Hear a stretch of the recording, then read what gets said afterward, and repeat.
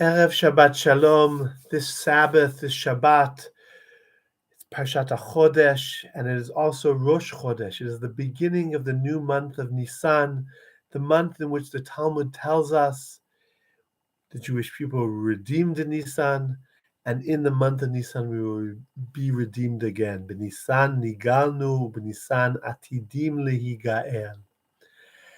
And it's also coming at a very difficult time here in Israel. Over this last week, there have been 11 citizens, residents of Israel, Jewish and non-Jewish, all brutally killed in terror attacks.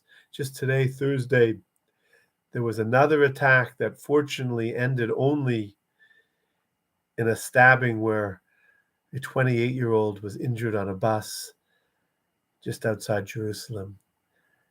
And it's hard to feel that everything is going in the right direction.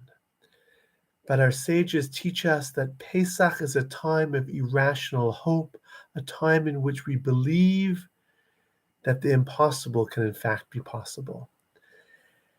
And as a community, we'll be baking matzot this Sunday night. And for me, the baking of the matzot is always the most physically experiential part of preparation towards the Seder. And you bake matzot, and it's really hard work, and everyone comes together and bakes the matzot. Finally, at the end, when maybe we're not such great matzah bakers, we hope to have 3 whole matzot that you can use for the Seder night. And the first thing you do is make kiddush. You sanctify the moment to say this moment is special. Then you wash your hands to say my body is part of my spiritual life. And then you have karpas, you eat a little food. It used to be a little real food, now it became very symbolic. And then the next thing you do before you begin retelling the story is you crack your matzah in half. You break your matzah in two. And all the sages kind of struggle with what is this yachatz. So technically you need the other half for the afikoman, but why break it?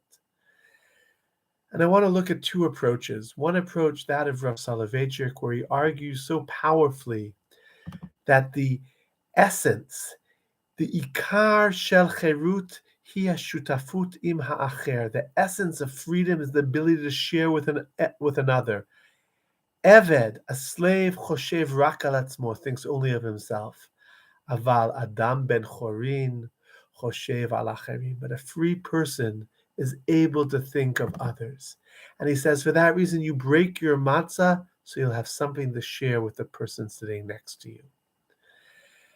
And it reminds me of the story that Elie Wiesel would tell, how while in the camps, everyone looked out for themselves.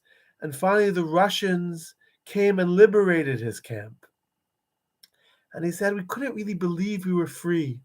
Only a few days later, when someone said to him, here, have a piece of my bread. I have enough. I can share with you. Only at that moment did he realize he was truly free. And Rav Soloveitchik argues that the Seder night is creating a kihila shel chesed, a community of kindness and caring, and only through that do we experience our own freedom. And Rav Abraham Isaac HaKohen Kook takes a slightly different approach. He suggests we break the matzah that we checked so carefully that it was whole and shalem, to tell us that to be free is to let go of our own image of perfection. Sometimes we have this ideal idea of how the matzah should look, or how the Seder should look, or how we should look, or how our life should look. And you want to experience the freedom of Pesach, you need to be able to shatter those preconceived notions and to embrace not only what can be, but what is.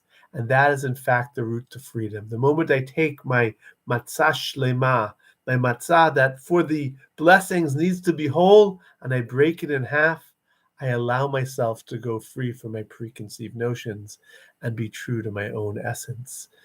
May it be a time in both we create a kihila, a community of chesed, a world of kindness, of freedom by expressing concern and kindness for others, at the same time when we have the courage to shatter our own notions of how things ought to be and to embrace one another with love and kindness. Shabbat Shalom, Chodesh Tov, may it be a time of healing for those who are injured, comfort for the families who lost people over this past week, and a time of peace and security for all of us. Shabbat Shalom, Chodesh Tov.